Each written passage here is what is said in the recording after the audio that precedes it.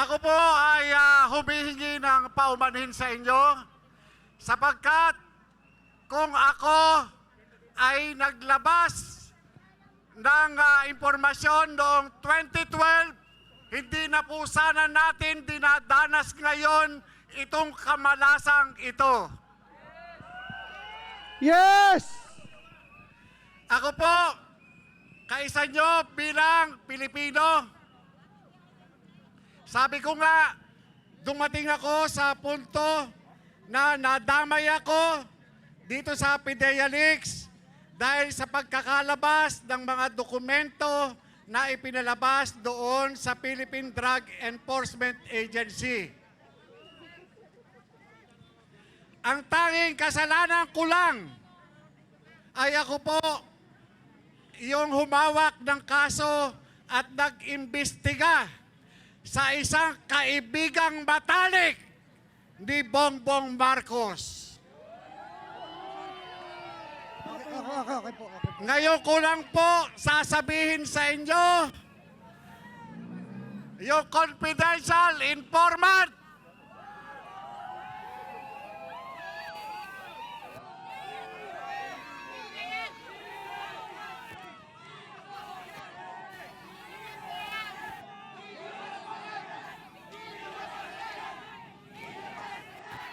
Ilabas na yan! Ilabas na yan! Ilabas na yan! Ilabas na yan! Ilabas na yan! Ilabas na yan! Ilabas na yan! dahil kailangang malaman ng sambayanang Pilipino, ang confidential informant ay si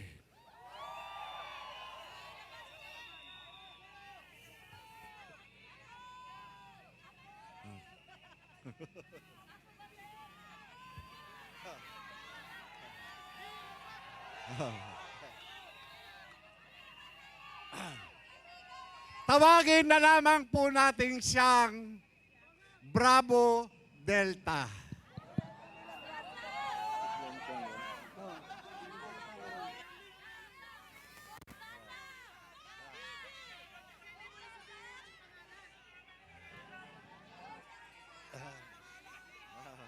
Yan. Tawagin na lamang po natin siyang Bravo Delta. Yun po ang pangalan ng confidential informant. Opo.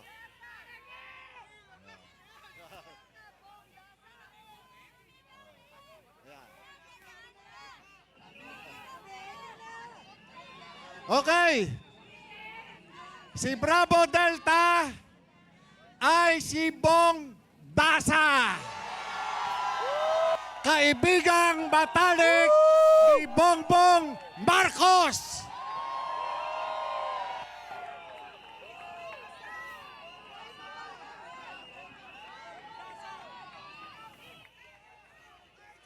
Ngayong pababa ka na, ikaw ay inilaglag ng iyong kaibigang matalik.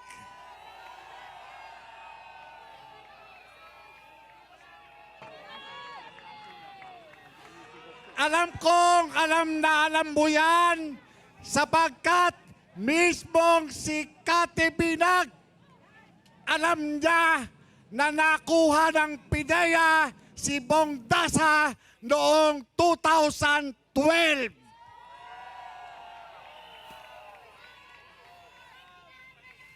At bilang kapalit, palit ulo, ikaw ang ipinalit.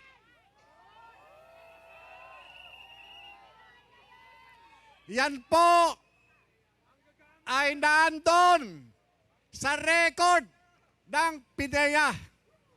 Nandun po. Nandun po sa record ng PIDEA at ito ay inamin niya at nireduce yan sa sworn statement.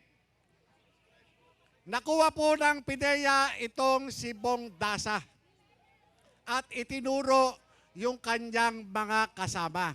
Kaya po ito nalaman namin. Yan po yun. Total, itinatanggi naman ng pamunuan ng PIDEA na itong si Bongbong Marcos ay may record Sa PIDEA, ito sinasabi ko ngayon sa inyo ang nilalaman ng naturang impormasyon. Yan po yan. Kayo, Mr. President, hindi ko naman sinabi sa inyo na mag-addict kayo.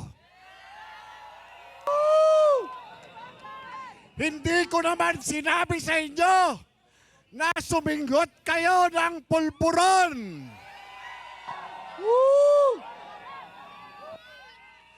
At hindi ko kayo sinabihan na mag-addict araw-araw. Ako ay nagtatrabaho lang bilang isang PIDEA agent. Pero ano ang ginawa nyo sa akin? Sinira nyo ang buhay ko. Sinira nyo. Nagsabwatan kayo. Nila Paquito Ochoa, pati ng asawa mo. Ha? Para ako ay gurgurin. Para ako'y taniman ng katakot-takot na kaso. Katulad ng ginagawa ninyo kay Pastor Apollo Kibuloy.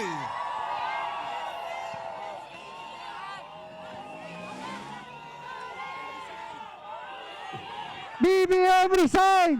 BBM resign! BBM resign! BBM resign! BBM resign! BBM Sanay na sanay kayo sa paggawa ng kaso. Sanay na sanay kayo sa pag-imbento ng kaso. Sanay na sanay kayo sa pagbuhay ng mga ibinasurang kaso. Iyan! Ganyan ang ginagawa ninyo. Ha? Ginawa nyo sa akin, ginawa nyo kay Pastor Kibuloy. Ipinakulong nyo ako. Pati si Atty. Roque, ipinakulong nyo rin.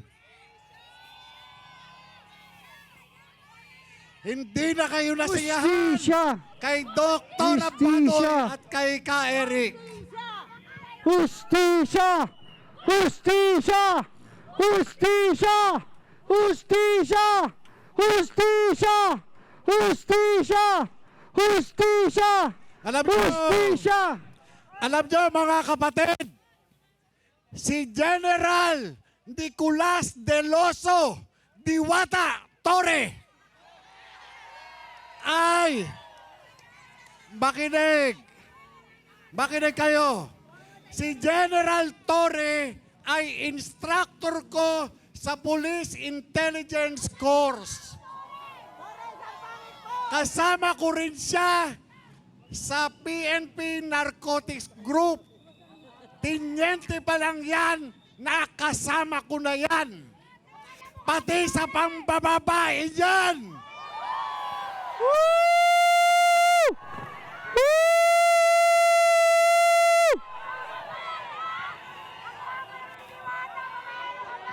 Woo! Woo!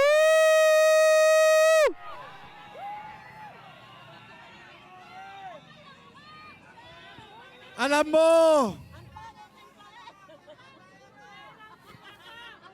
mo, Diwata, alam mo naman na ayaw sa'yo ng mga babae sa Quezon Avenue.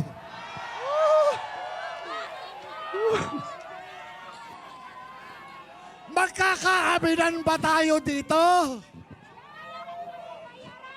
Pagka gusto mong umiyot, Morse, drive mo ko. Pero hindi ko na ikukwento sa inyo. Marites na yan! Marites na yan! Marites na yan! Pero General Marites na Torre, yan! Marites na yan! General Torre, believe din ako sa iyo dahil yung dating torch naging diwata na. Salamat po.